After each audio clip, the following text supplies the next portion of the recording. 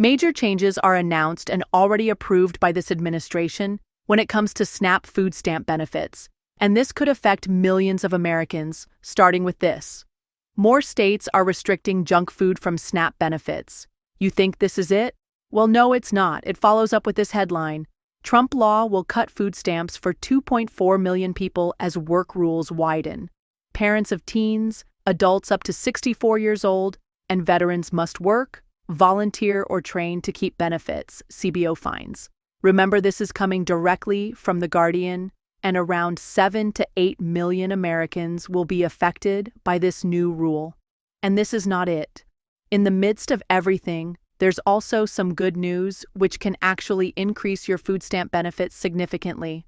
What you need to do, how you can protect yourself, and how you can qualify for that increase, I'm going to give you every detail. But all I ask is just a small favor.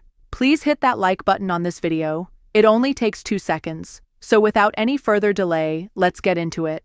So let's begin this video with a very important update. SNAP food stamp changes that could either devastate your financial situation or possibly work in your favor. Well, look at this. Republican-led cuts to public assistance programs, carried out at the behest of Donald Trump's administration, will lead to 2.4 million fewer Americans receiving food stamps, among them families with children, the Nonpartisan Congressional Budget Office, CBO, has found.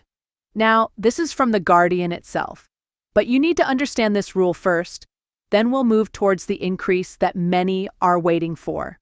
First things first, this rule is being called harsh by many analysts and experts, and a number of lawmakers are pushing back because they believe it will break families apart. You heard that correctly? Under this rule, about 2.4 million Americans will lose benefits completely, while 8 to 9 million will see their food stamps cut by half. So, what is this new requirement? If you are an able-bodied adult, you must work at least 80 hours a month, which is about 20 hours per week. If you don't, you will not qualify for food stamps. But here's the catch. There is also a poverty threshold set at 130%. That means if you earn above that level, you no longer qualify. And here's the trap. Many people working 80 hours a month earn just enough to push themselves over that 130% limit, making them ineligible anyway.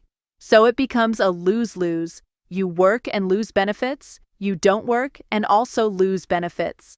This is why many analysts argue that the administration is boxing Americans into a corner. At the same time, some say this is an opportunity to push people back into the workforce. But remember, not everyone can work. Seniors, disabled individuals, and caregivers face real challenges. Under this new rule, if you are disabled, age 65 or older, or taking care of a child under 14, you are exempt. But beyond that, other struggles or conditions don't matter. Those individuals would not qualify. That's why this debate is heating up. Meanwhile, more states are restricting junk food from SNAP benefits. Texas recently joined the list, banning soda, sweetened drinks, desserts, and candy from being purchased with SNAP. Some parents are protesting, arguing that during financial hardship, small items like candy or soda bring joy to their kids.